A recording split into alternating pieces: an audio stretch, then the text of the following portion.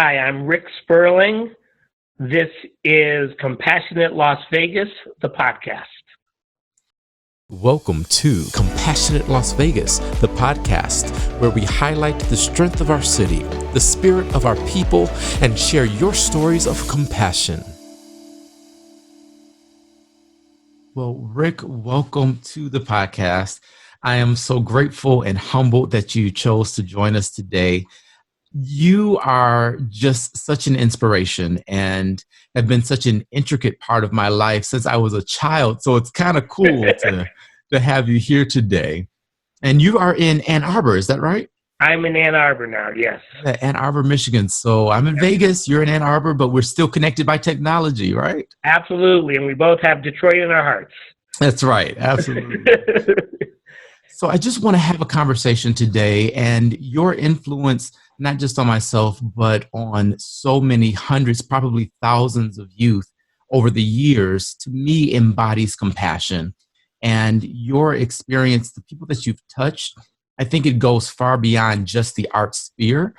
But I think the arts are so important in instilling compassion and understanding and empathy in others that I said I have to have him on the podcast. Well, I'm thrilled to be here, and I'm very proud of you as well. It's very excited to be interviewed by one of my former students. Well, thank you. So my first question is a tough one. It's the hardest of the entire show. All right, I'm ready. Okay. Who are you, and how do you define compassion? You know me. I'm Rick Sperling. I founded an organization in 1992 called Mosaic Youth Theater of Detroit. I did that at the age of 26. I had been an actor and a director professionally and semi-professionally until then, and kind of found my calling in starting this organization, which, though it says theater in the name, you know very well, is very much known for its music as well, because the Mosaic singers have traveled around the world under your direction of Ken Anderson, and then the current artistic director of Mosaic, Lachey Strader. The music has been a big part of it. In the end of high school and in college, I started to get the feeling that theater could do more than just entertain. Oh yeah, and that it wasn't just about whether I was going to make it to Broadway or success in the theater. But it was having a greater impact, and it's interesting. Even back then, music was a huge part of it. I'm not a musical person. I love music, but I'm not a musical person. But I've always been able to collaborate with really, really wonderful musicians to create that. So that's kind of, I retired from Mosaic officially in September. After how many years? After 27 years. 27, wow. So do the math. I'm 53 years old now. And I think one of the things that made me most proud, and it was always kind of part of the dream, was that I was able to hand over the baton to an alumni. And that was kind of the dream in the beginning of Mosaic, was build this thing and then let the young people who were doing it, really take it forward to the next step. And Lachey just turned out to be the right person, so I was able to do that. Right now, I'm consulting for the Detroit Public Schools. I'm a kind of an arts consultant, but my full-time consultancy right now is for the Detroit Public Schools Community District, and that is to try to focus on arts excellence within the district. The superintendent is very committed to the arts, and what's it mostly been about is making sure that every school has some form of the arts, which is a big step forward. But then he brought me into focus, because this is kind of a specialty in Mosaic, to focus on Detroit School of the Arts and developing a feeder pattern to really bring excellence. And so the thing I'm probably most proud of with that so far is that we brought in 24 organizations to partner with the district, including Mosaic, wow. To support the students, and support the teachers. Of course, in the current situation, that's all been put on hold, but we're excited about hopefully what we can do next year. Okay, that was the easy part. Now, how do I describe compassion?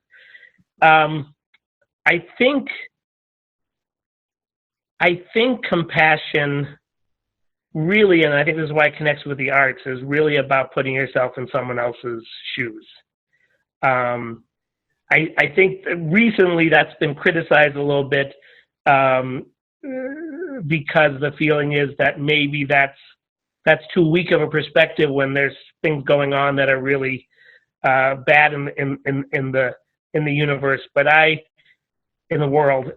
But I think even if you, at the end of the day, don't agree with somebody, I think that putting yourself in their shoes allows you to understand. And I think that's what the arts does better than anything. Because in order to be an artist, unless you are, maybe Prince, who writes everything, plays every instrument, and sings every song, you're generally taking something that somebody else wrote, and you're trying to bring it alive. And in order to do that, you've got to have empathy. Mm-hmm. You've got to put yourself in the shoes of that writer and who they're talking about and what they're expressing. But at the same time, you're always you when you perform. You're never anybody else. No matter what actors may tell you about, I became another person, you're always you. So there's something very powerful about that mixture, about having to put yourself in someone else's shoes, but also to be you. And I remember I had before I retired, I had a couple workshops with the Mosaic singers. I'm focused with the actors, singers over there. But what I was trying to tell them is every song that you sing is about you, is your story. So that they would be more invested in what they're singing. They would put more of themselves into it. But before it can be about you, you've got to understand what the writer is trying to say, what the song is trying to say, and then you have to make it personal for yourself. When have I felt that way? Or if I've never felt that way, what would make me feel that way? Mm-hmm. And that act, I think, is really powerful in terms of seeing the world. Because it's not, I always like the difference between sympathy and empathy. Sympathy is you stand aside, but you can't do art without having empathy. You've got to, you are connecting yourself to what the other person is feeling, the writer or the character or the situation. And so that's the main connection I see. And I hope I answered your question about what compassion is. Absolutely. And we're going to tweet out, you can't do art without empathy, because I think that is huge. And life is really art. And I think beauty is what saves the world in the end. And what is more beautiful than art, whether it's music, theater, dance, visual? I mean, all of that together is what really makes the human experience worth having.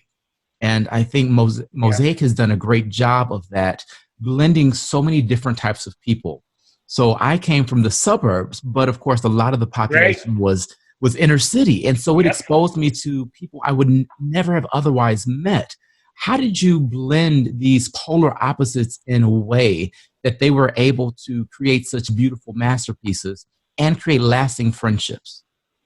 So it's very interesting. When we first started, I was interviewed by someone from WDT, our NPR station, and she came to a rehearsal and she saw that diversity. And in the early days, the diversity was even, more in terms of race and religion. I think now it's a little bit more on the economic side that you see the diversity and geographic side.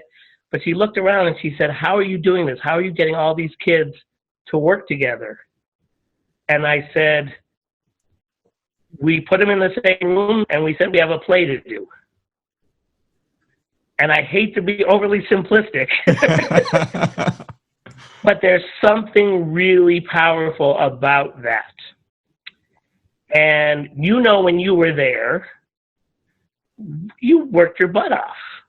Absolutely. Ken was incredibly demanding. You had these concerts that you had to do, and you had to be great. So you had to work with the people next to you. And then, there was break and people got to know each other. But I think the idea of working together on a common goal is powerful. I think anybody that says, we want you to come in and we're going to do a diversity seminar, that's okay. But I think the real transformation happens when you actually have to work together. And there's a good example of that in Detroit, and it's changed over the year, but there was a thing called Concert of Colors.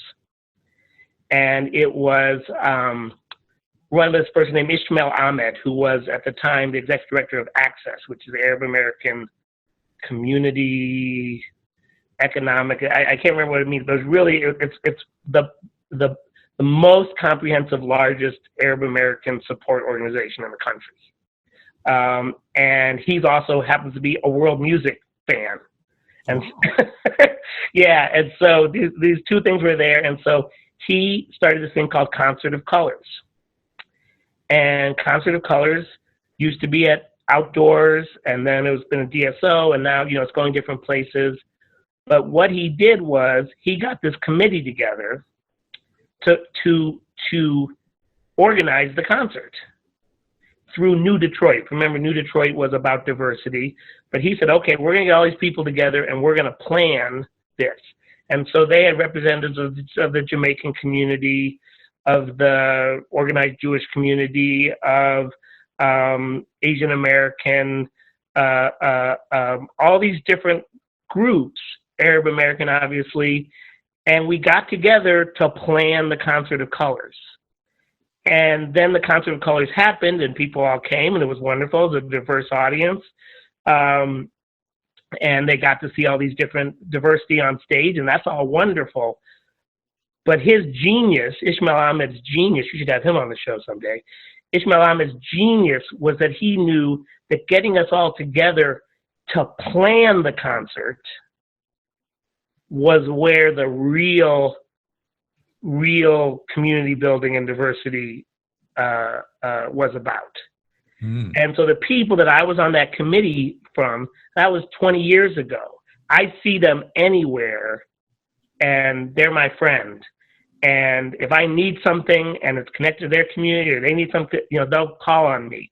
And so you develop those kind of relationships when you have to do something together. So really, I think with Mosaic, one of the really powerful things was the focus on excellence. Yeah, only the best, nothing less. That was our motto. Thank you. Only the best, nothing less. And I like that. I still hear that from alumni. But what that meant was, and I always say to clarify, it's not conceited. It's not saying we're the best, or that you can't be in Mosaic if you're the best. It was really came to say, if we're here, if we somehow got to rehearsal, which isn't always the easiest thing in Metro Detroit, if we got to rehearsal, then we're going to do our best, and we're not going to accept anything less than that. Now, our best is only our best. We can only control that. But what we found, and you found a lot of alumni held on to that after Mosaic, when they felt like maybe they weren't challenging themselves enough. Maybe they weren't being ambitious enough in terms of what they're capable of doing. And I think the other thing I remember, I can't remember what we did back when you were there, but we have this banquet every year now. And I for about 3 or 4 years in a row, I said the same thing and got the same response. As I got up there, I said, okay, this is wonderful. It's a great year. Our final concert was great. Our final show was great. But I want you to think back of a time that you went home from rehearsal and said, I can't do this. This is too hard. And there was kind of a murmur of agreement. And then I said, and maybe you cried. And everybody was like, oh, I thought it was just me. And I said, remember this, because you had this great thing, but remember that there was a time that you didn't think you could do it. Mm-hmm. That you went home and cried because this is too hard. But you didn't quit, and you did it. So remember that in the future, because when you come to a point where it seems impossible, remember that you ended up with this beautiful concert, this beautiful play at the end. And so I think that's the excellence part. And there's a lot of different organizations like Mosaic around the country, and we all handle things a little bit differently. But for us, we really felt there was something transformational about the focus on excellence, mm-hmm. and about pushing yourself beyond what you thought you could do. In other organizations, sometimes I think they feel like, we don't want to push that hard. But for us, we want to kind of tough love. We want to push hard, but we also want to support you. We want to have a community there. And, I know for you and so many other alumni, that's what, in a lot of ways, they remember about Mosaic more than anything else, is that sense of community. But for some reason, for our special sauce, if you're not pushing people to really go beyond what they think they can do, I'm not sure you connect as much.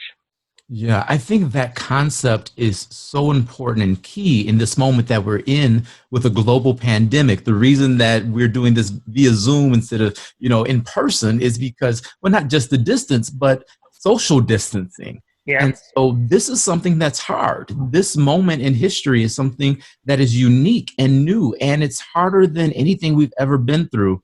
And a lot of people do feel like this is too much. A lot of people do cry. And I encourage people to experience the moment, especially those that are leaders. Like, let yourself be not okay for a minute. This is hard. But I think that background, being pushed to excellence, knowing that you can accomplish the impossible, really is something we should utilize in this space and time. I do think back to, I think it was Crossing 8 Mile, and they made me dance. I don't dance. I can rock a little, but that's about it, But I had to dance. And then I felt so great on that stage doing the routine. And I'm still not a dancer, but I was pushed. And so now I'm not afraid to try anything because in part of that type of experience. So how have you used those hard moments to get through this hard moment? Yeah, I think that I think this is actually a tremendous moment where people can see the value of art. Mm-hmm. All of the things, not only all of the things that have been online and the Zoom things. I mean, I don't know if you saw, the thing where the original cast of Hamilton all sang together on Zoom. No, but I'll look it up. Oh, look it up. It's on, it's called the Good News Network. It's the guy, Jim, the guy who used to play Jim on Office, on The Office, and look it up. It's amazing. But there's all those things that are really wonderful. But to go back now and to have the time because you're home, I was just saying that I think the arts can reach us now in a way that, to a certain extent, nothing else. It's hard for anything else to reach us.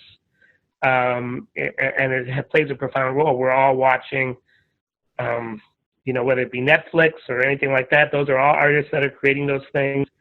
A person that I went to college with who is one of the greatest puppeteers in the world right now, named Basil Twist. I just put on my Facebook. He did a little puppet thing. I make it sound so much less than it is, but an incredibly powerful thing for the healthcare workers in New York. He's in New York, and the arts can respond to something like this.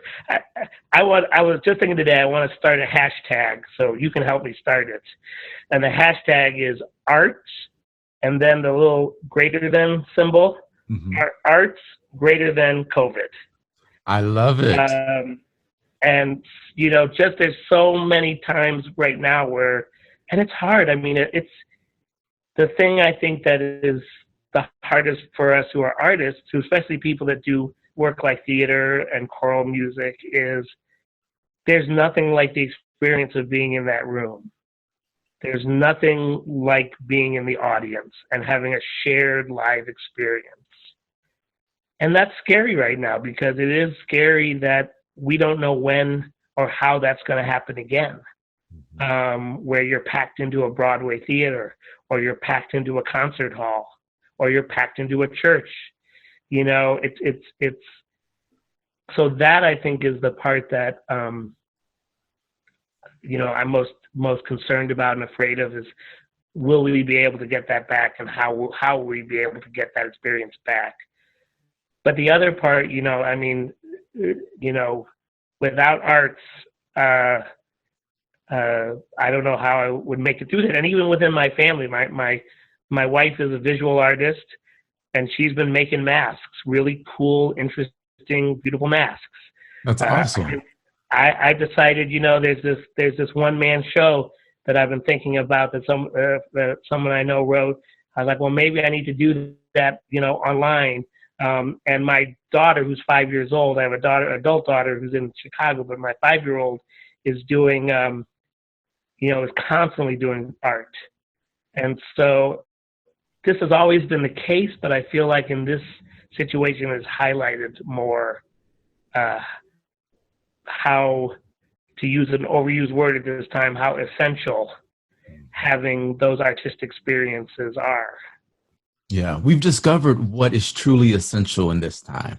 And I think that's a awesome byproduct. While I wouldn't have chosen necessarily this experience, one thing I can say for sure is people are starting to recognize that it's the little things that are the big things. And, our time with each other is so precious now. And people are doing drive-by wavings at their grandma because they can't come in the house. And Right. the things that we just took for granted are now really starting to register in our consciousness as important. We've been so busy with other things and so consumed, but now we're seeing, this is what matters. And the one thing that is kind of penetrating it all is absolutely music and art and theater. On Instagram, they're doing these like battles of the stars. So, major legends are doing concerts via Instagram and comparing hit to hit and just doing things we never would have experienced otherwise. So I'm not happy about COVID, but I do look for that silver lining, and that is certainly one that is powerful. Now, I want to ask another kind of question and change the conversation just a bit. In my experience, when people have been immersed in art, they're more accepting of people who are different or appear different. And they recognize that, underneath it all, we all have the essential same values and core needs and desires. How can we transform our politics using those same principles? Given that I think you had protests in Michigan recently about opening up, which is a valid point. Like, we want to get back to normalcy. And you have the people that are like, no, stay at home because we want to stay alive. Yeah. So balancing those two very legitimate viewpoints, how do you see that? Yeah, it's interesting. I remember back to the idea of having to work together. When I was a college student at Oberlin College, there was a lot of tension between the African American community and the Jewish community, mostly kind of around Israel, and I was kind of in the middle because I had a lot of African American friends and I'm Jewish, and so I was kind of in the middle. And I remember I went to my RA, who was an older woman, not a student, so she was probably the house director, not the RA. And she had a long history of doing, multicultural activism and community organizing. And I said, what do we do here? And she said, I don't know what to tell you, because every time that I brought people together, it's been because there was a common cause. There was a common issue. So we were against, predatory lenders, if we were against, landlords that were not, just, then you are bringing together all the different people from all the different backgrounds, and they're all working together. And that's that. So she was kind of saying, I don't know how you do it in the abstract. And so I do think that, we have to find those common causes. One thing that hit me, besides the 7 o'clock, applause, which I think is wonderful, is if you're as old as I am, you remember when things happened and the country united because of those things. When there were hostages in Iran, there was this movement to tie a yellow ribbon around your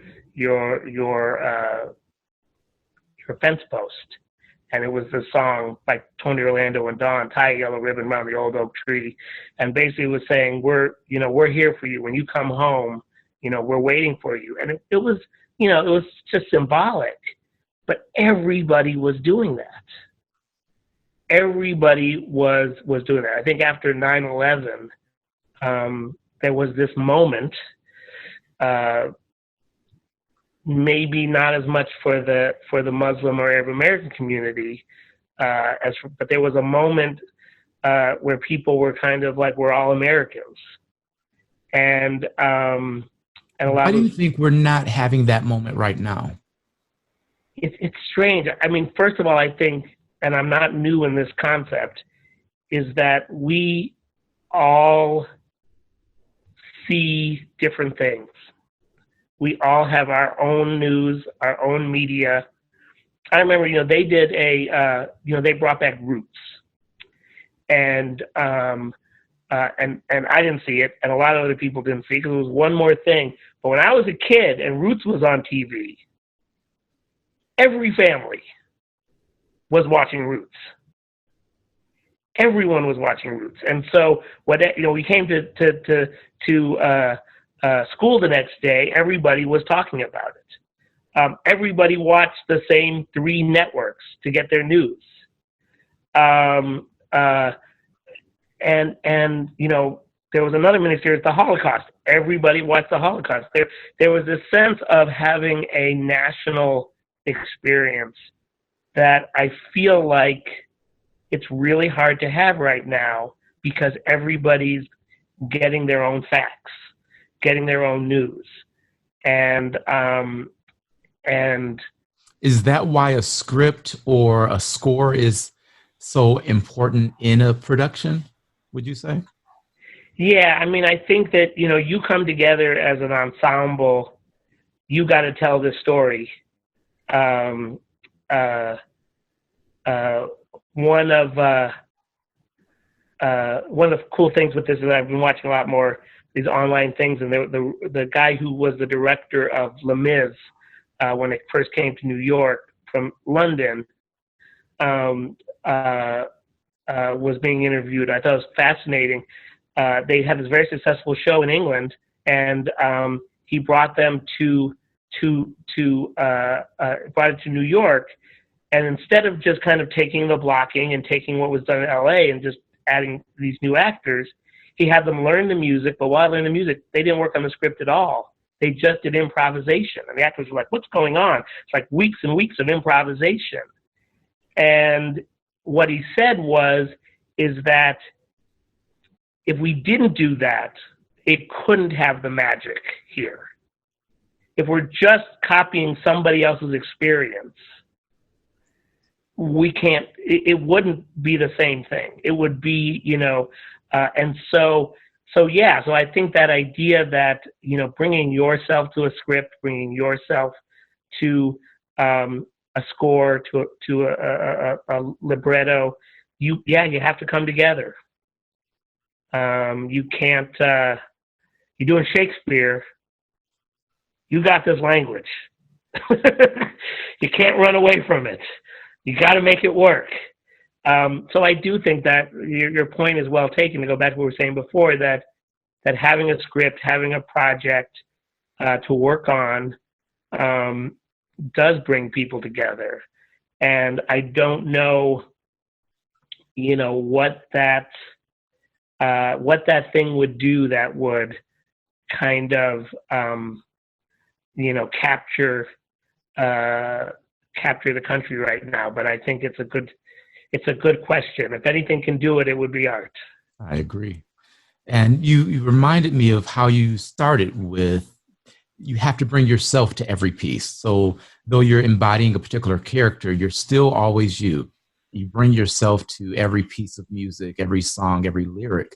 And I think in this moment, we have to recognize that while we are a collective, while we're a community, while we're a nation, we're still individuals. And we have to recognize our individual responsibility and the impact that we can have as one voice, and then that one voice being amplified. So I am so grateful that you've chosen to amplify hope in this moment through the arts and share your story of compassion with Mosaic and the things that you're doing. Can people get in touch with you online? How do we see what's happening with Rick today? Sure. I have a Facebook page called Sperling Arts Strategies. Sperling's Sperling. So you can reach out to me on Facebook through that. And I have a very simple email address, which is ricksperling@gmail.com. No dot or anything. And that's my business email. I would tell people to reach out and find out about Mosaic. I know I'm an artistic director emeritus, but they're still doing wonderful work. And you can get to them, mosaicdetroit.org. MOSAIC Detroit.org, and then generally Mosaic Detroit is their handle pretty much on Twitter and Instagram and everything else. And Dee Lachey is doing a fantastic job running the organization, keeping it going through these rough times. But that's the other thing I would just say is that arts organizations really need your support right now, because the way that they've been able to fund their programs, a big part of it has been selling tickets and having events. And without those, so it's a great time, I think, to support not only Mosaic, but the arts organizations and the artists in your area that are impacting you. Yeah, that's huge. And I encourage everyone listening and watching, please donate if you can, support in any way you can, stream, buy product, all of that does matter, and it's important. The reason I moved to Las Vegas is because for me, the entire world came here. And so if I wanted to reach the world and I didn't have to travel as much, Las Vegas was the place to do it. And so my church locally, every week we have guests from all over the world because they come to Vegas, they Google search some term and we pop up and they show up. Now, of course, we're online, but that was kind of the concept when we started. So know that Detroit is still in my heart, and Mosaic, of course, has made me a lot of who I am. So just kind of in summary, to close us out, how are you embodying compassion day to day in this space? Really, it's about supporting people the way you can, which is online, as much as possible, being there for people. Were you in the company with Richard Tucker? I was, and actually Dee Lachey as well. And Dee Lachey. So Richard just put online, who wants to listen to my new songs to figure out what's going to be my next single? And I'm going to be doing that tonight. I'm going to tell them I'm going to be fulfilling the white male early demographic. Yeah. But I think that's really it, is supporting people, obviously reaching out to people, but, holding the community that you have as tight as you can. And, we all complain about Facebook and other things, but I'm glad to have it at a time like this, because it really does allow me to stay in people's lives. For sure. And since you introduced the idea, I will ask this final question. I'm a preacher, so I get 3 closes on here. Okay. the list of people that have come out of Mosaic, just top 2 or 3, 5, 10 that have made an impact. I'll start with Angela Burchett. I was going to say, Yeah. Clark Sisters movie on Lifetime, and it's a long time coming. I was proud to be at her Broadway debut when she was in The Color Purple on Broadway. Just by tremendous coincidence, I was there with Mosaic when that happened. Celia Keenan Bolger, who just won a Tony Award for To Kill a Mockingbird, is an alumni. Deanna Reasonover, who is a regular on the TV show NCIS. Were you in the company with Deanna? I was, yeah. Deanna, I love the story of Deanna because her first year in Mosaic, she was so shy, she was so quiet, that after the first year, I really wanted to sit down with her and say, maybe you should consider doing something else. You're a nice kid, you're a smart kid. And I decided not to do that. This kind of goes back to compassion. I decided not to do that because I said, it's not my job. My job isn't to tell, if she can audition and make it in, it's not my job to do it. And then she blossomed, and now she has, probably the best television career of anyone in the company. But I say, if we get everyone in the company her first year, make a circle and or make a line and say who's most likely to have a big career in television, she would be very close to the back of the line. The other person, Diara Kilpatrick, has been very successful both as a screenwriter and as an actress, and has produced web series and has been nominated for an Emmy Award. Marla Pierce-Schloop has been a designer from our tech program who has been nominated for multiple Emmy Awards. Raina White, who is a Broadway actress as well. I know I'm going to forget somebody, but in the past year, I'm proud to say that the past 16 months, we've had 5 Mosaic alumni on Broadway. Nice. So that's been really, really thrilling. But as you know, I'm going to say, William, we're just as proud of the fact that we have alumni that are professional, that are lawyers, that are designers, that are social workers, that are teachers, that are ministers, that are running nonprofit organizations. So really what we saw, I always said it was kind of a trick we played on you guys to a certain extent, because you all were in there because you wanted to be great actors and singers. But what we knew was that no matter what you went into, that this experience was going to help you. But it's hard to tell that to a 16-year-old. So we're just as proud. We've had just a tremendous, and the statistic we always quote is that 95% of the young people that do Mosaic go to college, and colleges all across the country and all around the world. And even the 5% that don't go to college have been doing fantastic things. We say it's youth development through the arts, or creative youth development is a new term. We've got a lot of people to brag about, and some of them have done great in the. John Brown is another one that's doing really well in the R&B scene. So I could go on and on. Clifton Ross the third, which you were very familiar with, is still doing great stuff in the gospel world. We're proud of them, but we're proud of all you guys. Awesome. Well, again, thank you for all that you do and have done and continue to do for the world, and just thank you. That's what I'll end it with that. Thank you, William. Thank you. Treat others how you'd like to be treated. And that's the golden rule. Camp Anytown has taught me that knowledge is power, and if I utilize my voice, I can make a difference in the world, no matter how big or small. I learned that as long as we stand together, we can accomplish so much more.